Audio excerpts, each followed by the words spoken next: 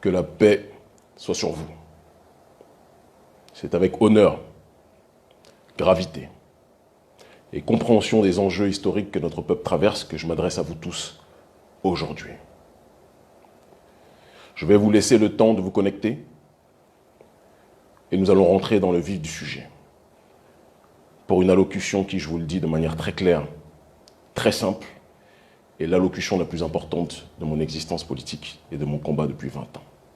Et vous allez très rapidement comprendre le pourquoi du comment. Je vous laisse vous connecter rapidement, quelques instants, et nous allons commencer. Très bien. Connectez-vous. Très bien. Voilà. Nous pouvons donc rentrer dans le vif du sujet. Comme vous le savez tous, parce qu'on a tous des yeux et un cœur pour voir, l'Afrique traverse aujourd'hui une crise sans précédent. Une crise en ce qui concerne la malgouvernance. Une crise en ce qui concerne la corruption. Une crise en ce qui concerne le viol des constitutions. Une crise en ce qui concerne le non-respect des volontés du peuple. La démocratie, demos kratein, normalement c'est le pouvoir au peuple. Mais en Afrique, la démocratie est égale surtout au pouvoir aux mains d'une élite qui est dans le népotisme, qui est dans la corruption, qui est dans le mépris des classes populaires qu'ils sont censés administrer, diriger et protéger. Je vous tiens ce discours aujourd'hui en direct d'un pays où j'étais normalement interdit d'entrer. Un pays qui, dès lors que je vais vous donner la localisation, va donner l'ordre à la DST, à la Direction de surveillance du territoire, de me chercher, de m'arrêter, peut-être même de m'incarcérer, peut-être de m'expulser, ou peut-être même avec leur milice, de me faire du mal, comme ils l'ont fait depuis très longtemps à un certain nombre de gens dans ce pays. Certains me diront que j'aurais pu rester à Cotonou, siroter mon bissap, continuer mes activités, ou très bien que j'aurais pu même me balader dans d'autres endroits du monde, en sérénité. Mais je ne peux pas être loin de là où notre peuple souffre, à l'heure actuelle. Ce pays, j'ai passé 19 heures de route, en voiture, en arpentant les chemins clandestins, en moto, en pirogue, en marchant plus d'1 heure dans la boue, pour essayer d'éviter les douanes et les postes de surveillance aux frontières, qui, si elles avaient vu mon papier, si elles m'avaient vu, m'auraient interdit d'entrer. J'ai traversé le Togo, pays où je suis interdit de rentrer par Fort Gnassingbé et Adema qui me considèrent comme une menace à l'ordre public, alors que je ne suis pas quelqu'un qui prône la violence. J'ai traversé ce pays. J'ai traversé le Ghana. Et j'ai traversé la frontière Ghana-Côte d'Ivoire. Et me voici aujourd'hui en Côte d'Ivoire. À une heure où beaucoup fuient la Côte d'Ivoire de peur d'une guerre civile, j'ai décidé de venir. J'ai décidé de venir parce que la Côte d'Ivoire est la capitale du néocolonialisme français aujourd'hui. Et que tant que la Côte d'Ivoire sera dirigée par Alassane Dramane Ouattara, l'Afrique sera toujours, du moins l'Afrique de la zone dite franc, sera toujours dans la dimension de la néocolonisation. Alassane Ouattara est le président de la Côte d'Ivoire, mais il est aussi l'homme qui donne l'heure, qui donne le tempo pour les pays de l'UEMOA. Si Ouattara dit chute, tous les autres pays diront chute. Si Ouattara dit on se soumet à la France, tous les autres pays diront on se soumet à la France. Et donc l'élection présidentielle pour laquelle Alassane Ouattara est en train de frauduleusement concourir, puisqu'il a violé la Constitution, normalement il avait droit à 2 mandats, il a violé la Constitution pour en faire un 3e, il a empêché Laurent Gbagbo, il a empêché Blé Goudé, il a empêché Soro de concourir, il a truqué les élections. Ouattara veut se représenter parce qu'il sait très bien que sans sa présence, la France-Afrique risque d'être en difficulté. Et c'est la raison pour laquelle les hypocrites du gouvernement français, dirigés par M. Emmanuel Macron, n'ont rien dit contre Alassane Ouattara lorsque celui-ci voulait se présenter, mais dans le même temps, ont eu le culot, tout comme la CEDEAO, tout comme le gang de la CEDEAO, parce que c'est devenu un gang politique aujourd'hui, d'accord, de condamner la manifestation populaire au Mali qui voulait simplement le départ d'Ibeka. Qu'est-ce que l'on doit retenir par rapport à cette situation? Que lorsque le peuple s'exprime, la CEDEAO et le gouvernement français s'opposent. Parce que les intérêts du peuple africain, ce n'est pas les intérêts ni de la CEDEAO, ni de l'oligarchie française.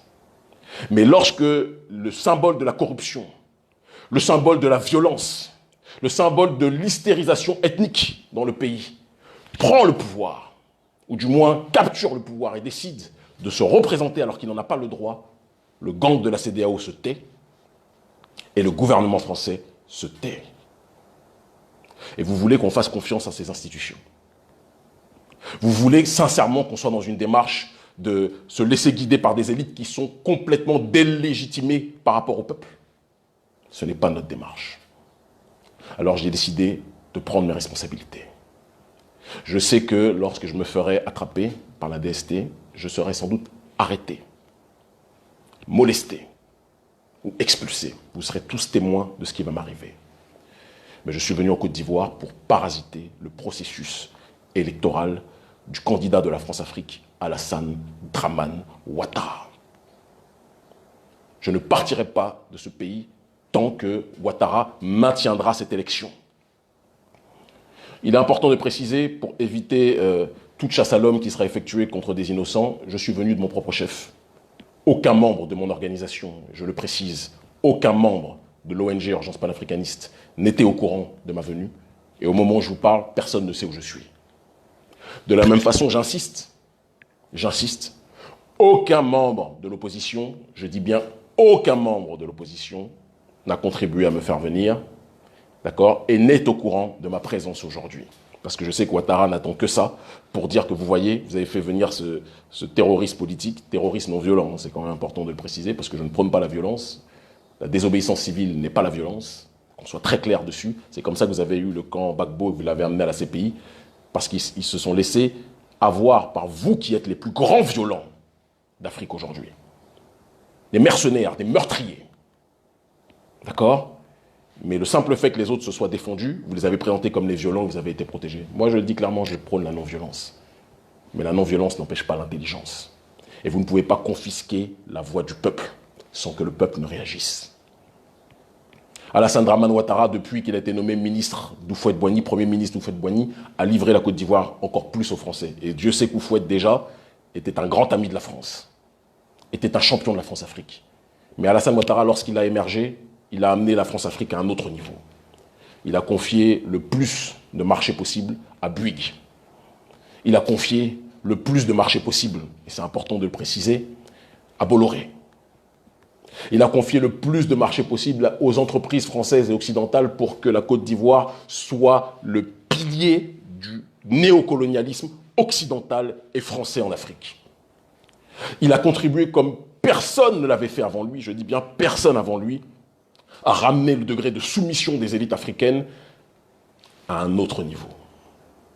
Aujourd'hui, je pense qu'en termes de soumission à l'impérialisme occidental et français, personne ne dépasse l'Afrique francophone. Personne. Et Alassane Dramane Ouattara est responsable de cette réalité-là. Et vous pensez que nous pouvons rester là sans rien faire, sans rien dire, sans réagir? J'ai quitté ma famille, mes enfants en larmes, parce qu'ils savaient tous qu'en venant ici, je me mettais en danger.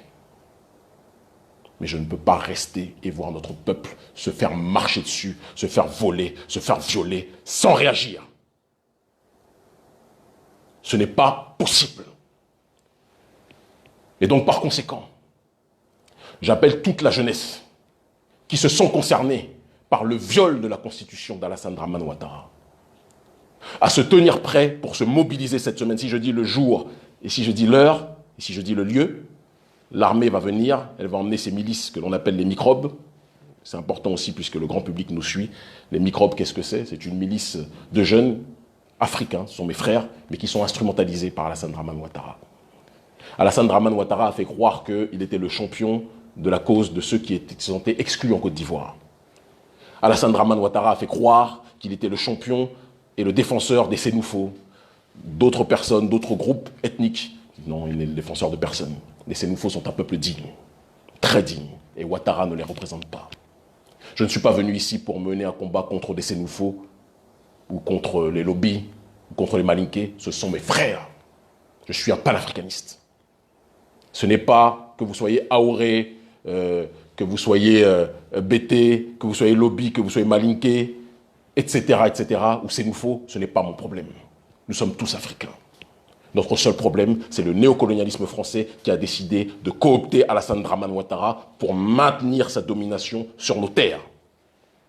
Et donc l'élection à laquelle Alassane Ouattara veut forcer des digues pour se présenter, cette élection est une élection viciée et qui n'est pas une élection qui concerne uniquement les Ivoiro-Ivoiriens.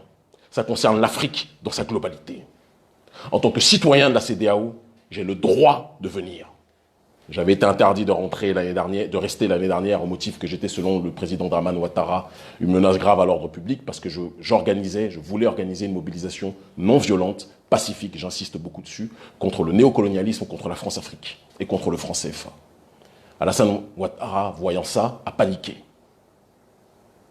et m'a expulsé. Mais je suis de retour aujourd'hui. J'appelle toute la jeunesse ivoirienne à se mobiliser, à se tenir prêt, à rencontrer tous les partis qui sont opposés, toutes les structures qui sont opposées à Alassane Ouattara pour se tenir prêt pour une mobilisation, j'insiste dessus, pacifique. Parce que les violents, c'est eux, ce n'est pas nous. Nous ne sommes pas violents. Les va-t-en-guerre de Facebook qui n'ont jamais tenu une arme, qui vous parlent de révolution mais qui ne sont pas capables d'être sur le terrain, qui sont toujours loin du danger, on les connaît. Qui viennent quand tout est facile, quand les dictateurs sont partis parader, on les connaît.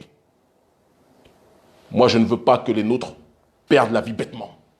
Mais je dis, mobilisons-nous pacifiquement, énergiquement, civiquement, contre le régime Ouattara, parce que le régime Ouattara, ça sera la domination française pendant encore 5 ans. Minimum. Nous ne pouvons plus accepter cela. Nous ne pouvons plus tolérer cela. Et si on doit m'arrêter, si on doit me tuer, si on doit me molester pour ça, j'accepte le prix à payer. Parce que ce combat que nous menons, nous ne le menons pas pour nous, mais nous le menons pour que nos futures générations puissent bénéficier du principe minimum et vital universel de souveraineté. De souveraineté du peuple. Et non pas des élites. Parce que les élites, si elles ne sont pas là pour servir le peuple, ne sont que distraction, corruption et autodestruction. Et donc que toute la jeunesse ivoirienne se tienne près des partis politiques, de tous les partis qui sont opposés à Alassane Ouattara. Le bruit à oreille, le bouche à oreille, excusez-moi, le bouche à oreille va circuler. Et avant samedi, s'il plaît à Dieu, si les ancêtres nous le permettent, parce que nous nous battons pour les honorer, nous agirons pour parasiter ce processus électoral vicié. J'insiste, sans violence, parce que nous ne sommes pas des violents. Il ne s'agit pas, certains me parlent de coup d'État, non, il ne s'agit pas de ça. Le coup d'État, c'est Alassane Dramane Ouattara qui l'a effectué. C'est Alassane Dramane Ouattara qui l'a effectué. Quand il interdit Laurent Gbagbo, qu'il a envoyé à la CPI gratuitement de se présenter. Qui est-ce qui fait un coup d'État? Quand il interdit Blé Goudé de se présenter. Qui est-ce qui fait un coup d'État? Quand il interdit Guillaume Soro. Certains vont me dire dans la galaxie patriotique, oui, mais Guillaume Soro par-ci, Guillaume Soro par-là. Guillaume Soro aujourd'hui est contre Ouattara. Moi, tous ceux qui sont contre Ouattara sont mes frères. Je n'ai pas besoin de leur parler pour ça. Tous ceux qui sont contre Ouattara sont mes frères. Et je remercie Ouattara pour une chose. Il a permis ça. Il a permis que tous les compteurs soient remis à plus ou moins à zéro et que nous nous organisions tous, nous nous unissions tous contre Ouattara. Et donc j'appelle toutes les forces d'opposition à donner de leur personne pour se mobiliser pacifiquement contre le régime Ouattara une dernière fois. Nous devons le faire. Ce n'est pas une lutte ivoiro-ivoirienne, c'est une lutte de libération contre la France-Afrique. Et Alassane Ouattara est le dernier maillon de cette France-Afrique, le plus grand, le plus puissant. Il est à la France-Afrique ce que le Real Madrid est à la Ligue des Champions. Personne ne le bat en nombre de coupes victorieuses. Personne. Un homme qui n'a pas honte de pouvoir envoyer des milices armées de machettes assassiner ses propres concitoyens. Vous pensez que c'est quelqu'un qui peut faire avancer l'Afrique? Un homme qui se dit prêt, s'il le faut, à brûler le pays, il l'a déjà fait. Au début des années 2010, à brûler le pays pour maintenir sa domination. Vous pensez sincèrement que cet homme-là peut faire avancer l'Afrique? Un homme qui est prêt à tout pour maintenir le franc CFA et la domination française en Afrique, de la zone dite entre guillemets francophone. Ça aussi, c'est un terme qu'il faudra changer tôt ou tard. Vous pensez que c'est sincèrement quelqu'un qui peut faire avancer l'Afrique? Reprenons-nous. Jeunesse africaine. Pendant trop longtemps, on s'est contenté de subir. Pendant trop longtemps, on s'est contenté de se taire. Les coups, je les prends depuis des années. Je me dis toujours, et je le dis toujours publiquement, je n'ai pas peur des menaces, je n'ai pas peur des risques. Je suis en sursis parce que la mort nous touchera tous. Mais je veux vivre en me battant, comme je le fais depuis 20 ans, et non pas vivre en mourant. Je ne veux pas vivre en acceptant la mort que le néocolonialisme et que nos élites corrompues endogènes ont décidé de nous imposer. La France-Afrique n'est pas morte. La France-Afrique est plus que jamais vivante. La France-Afrique, c'est ce qui permet à ce que Alassane Dramane Ouattara ait pu avoir le courage, le toupet, d'accueillir l'assassin de Thomas Isidore Sankara. La France-Afrique, c'est le maintien de toutes les multinationales et de toutes les entreprises françaises sur nos sols, qui empêchent un développement économique serein, sans assistance respiratoire. La France-Afrique, c'est le maintien des bases militaires avec tous les affiliés d'Alassane Ouattara dans nos pays, en Afrique dite francophone. Dite francophone. C'est notre devoir à tous de nous mobiliser. C'est notre devoir à tous de nous tenir prêts. Si je dis l'heure et la date, les militaires risquent de nous devancer et risquent de court-circuiter toute mobilisation. Mais une chose est certaine, je vais m'arranger pour que toutes les forces d'opposition reçoivent le message, reçoivent le mot, et que nous puissions agir tel un seul homme, pacifiquement, civiquement, contre le néocolonialisme français. C'est le néocolonialisme, c'est de néocolonialisme dont il s'agit. Rien d'autre. Nous ne pouvons plus continuer à voir notre peuple se faire tirer dessus. Nous ne pouvons plus continuer à voir notre peuple se faire spolier. Nous ne pouvons plus continuer à voir notre peuple se faire assassiner. La malgouvernance est le premier pilier du néocolonialisme. Et c'est pour ça que j'ai dit dans mon allocution que je parlais de la Côte d'Ivoire, mais que je parlais aussi des autres pays, la Guinée-Conakry, avec l'assassin Alpha Condé, qui, comme Alassane Dramane Ouattara, exacerbe les tensions ethniques et a violé la Constitution pour se présenter une troisième fois, quitte à assassiner son propre peuple. Quelqu'un qui s'est présenté comme un chevalier de la voix du peuple. Et c'est pour ça que j'ai décidé, moi, à titre personnel, de me tenir pour l'instant éloigné de ces voies électorales. Parce qu'en Afrique, les gens ne rentrent pas en politique pour servir le peuple, mais pour se servir sur le dos du peuple. Moi, je suis là pour servir le peuple. Quitte à risquer ma vie pour ce peuple. C'est notre seule obsession. C'est notre seule mission.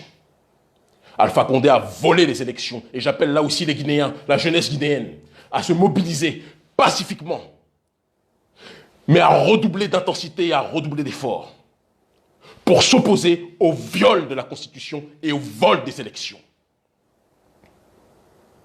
Nous ne pouvons plus accepter de vivre dans ces conditions, avec des présidents milliardaires qui deviennent milliardaires quand ils deviennent présidents, bien évidemment, mais qui astreignent leur peuple à la résidence de l'excessive pauvreté.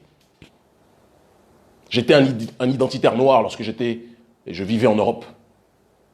La vie m'a transformé en militant d'extrême gauche en Afrique. Parce que personne ne peut, je dis bien personne, ne peut vivre dans ces conditions et voir la majorité du peuple vivre en dessous du seuil de pauvreté.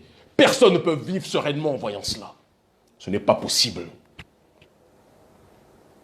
Jeunesse de Guinée, mobilisez-vous, intensifiez vos mobilisations. Tout comme en Côte d'Ivoire, je vous demande de vous tenir prêts. Le mot d'ordre sera d'ici peu de temps lancé. Nous avons peu de jours. Mais tenez-vous mobilisés. Tenez-vous mobilisés. On pourrait rajouter à la Guinée, à la Côte d'Ivoire, sur laquelle je reviendrai bien évidemment à la fin, puisque c'est l'élément principal de ma venue, puisque je suis en Côte d'Ivoire au moment où je vous parle, pour accompagner la mobilisation pacifique, citoyenne, contre le néocolonialisme français, illustré et matérialisé par Alassane Dramane Ouattara. Il est important de parler aussi du Cameroun, parce que tout est lié. Le Cameroun, pays où il y a plus de militaires qui sont présents pour protéger le président de la République que pour protéger la population. Pays qui a laissé s'envenimer des tensions à l'intérieur de sa nation, d'accord, mais qui se moque de ces tensions. Sa seule préoccupation, c'est que la dictature puisse continuer à bien se porter. Pendant combien de temps va-t-on accepter d'avoir des présidents qui mobilisent l'armée uniquement pour leurs intérêts, mais pas pour les intérêts du peuple? À tous les militaires africains, n'oubliez jamais que le plus grand d'entre nous, et le plus grand d'entre vous, pas Alassane Ouattara, excusez-moi, Thomas Isidore Sankara, était un militaire, faisait partie des corps constitués, mais il a donné sa vie pour que l'Afrique puisse se réveiller, pour que l'Afrique puisse se retrouver. C'est notre devoir à tous. C'est notre devoir à tous. Militaires africains, mobilisez-vous contre le viol des constitutions. L'histoire vous demandera des comptes. L'histoire vous demandera des comptes.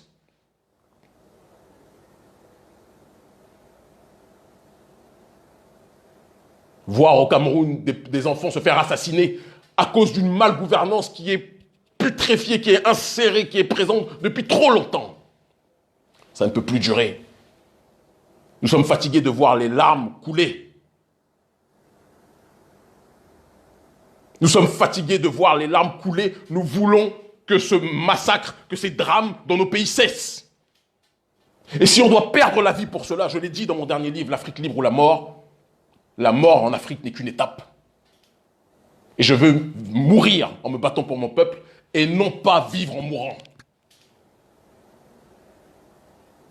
Je pourrais élargir aussi à la question du Bénin, mon pays qui avance beaucoup sur le développement, il y a beaucoup de choses qui se font, il faut le reconnaître.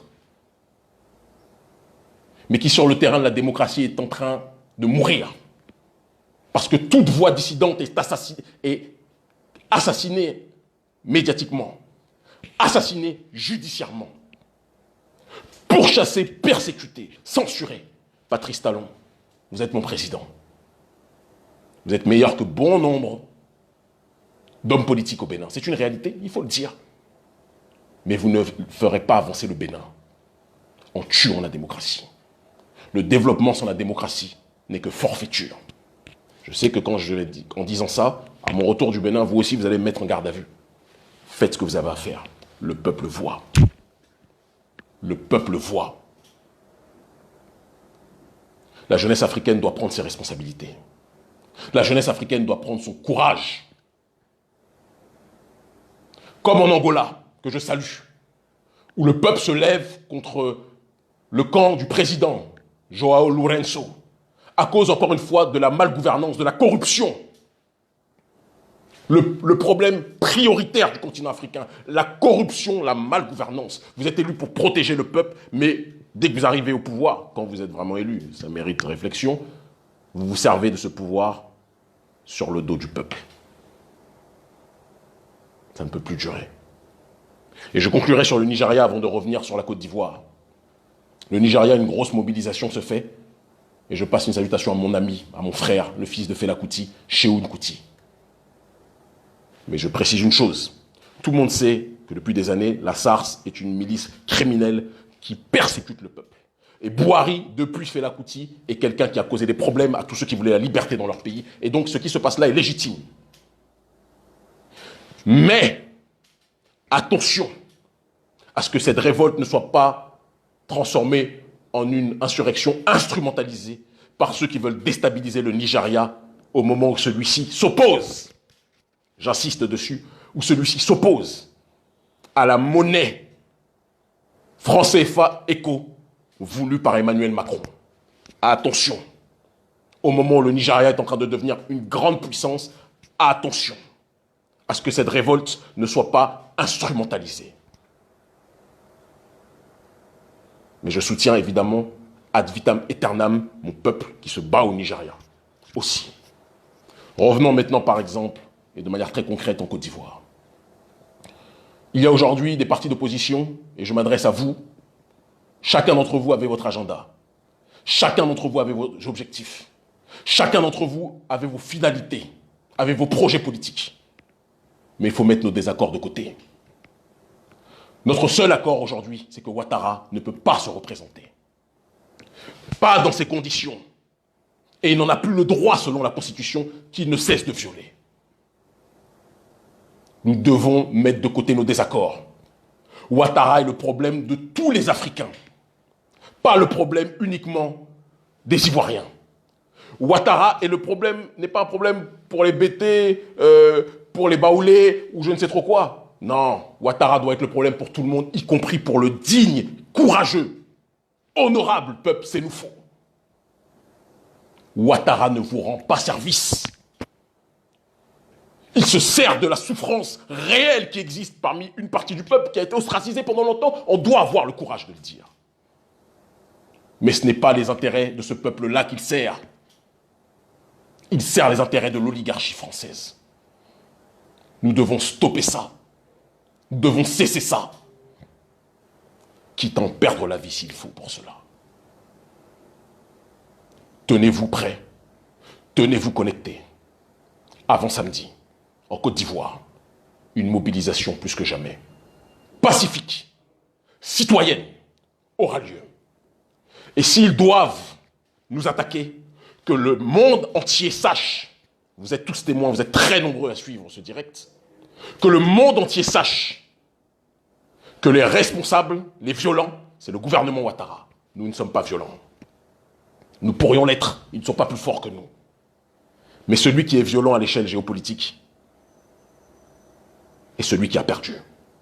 Vous avez eu mon aîné Gbagbo lorsqu'il s'est défendu, vous avez eu aussi le général Blé Goudé, vous n'aurez pas Kémy Séba.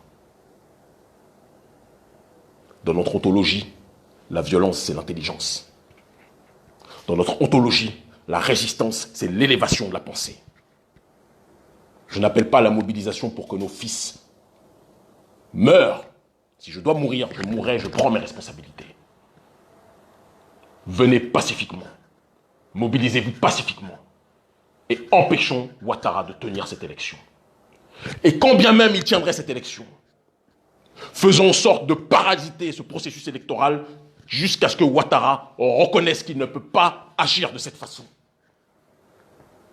Je m'adresse enfin à Ahmed Bakayoko, Premier ministre ivoirien, homme extraordinaire du milieu de la nuit, un homme brillant pour la nuit. Mais pour le jour, mon très cher frère, ce que tu fais à ton peuple ne va pas. Engager des milices, comme tu le fais avec ce que l'on appelle les microbes, pour assassiner ton propre peuple, ça ne va pas, mon frère. Quitte ce bateau avant qu'il soit trop tard. Quitte ce bateau avant qu'il ne soit trop tard. Ahmed, tu es aimé par beaucoup de gens du milieu du showbiz africain. Beaucoup de gens vendent tes qualités, ton cœur, etc. Applique ton cœur aussi en politique. Quitte Draman. Quitte Draman. Et rejoins tous ceux qui sont opposés à ce dernier. Parce qu'Alassane Ouattara va être dans les poubelles de l'histoire, mon frère. Il l'est déjà. Quitte Draman, mon frère. Je te le demande. Je te parle ainsi, grand frère. Quitte Draman. Jeunesse ivoirienne, jeunesse panafricaniste, où que vous soyez, Mobilisons-nous contre la malgouvernance, contre nos dictateurs qui violent les troisièmes mandats, qui violent les constitutions et qui imposent un troisième mandat, excusez-moi, et imposons-nous contre le néocolonialisme français. L'Afrique libre ou la mort, nous vaincrons. Et je le dis et je le répète, je suis prêt à mourir si c'est le prix à payer. Nous mourrons tous, mais mourrons pour notre dignité. Ils finiront par comprendre. Le rendez-vous est pris, tenez-vous connectés dans les heures à venir.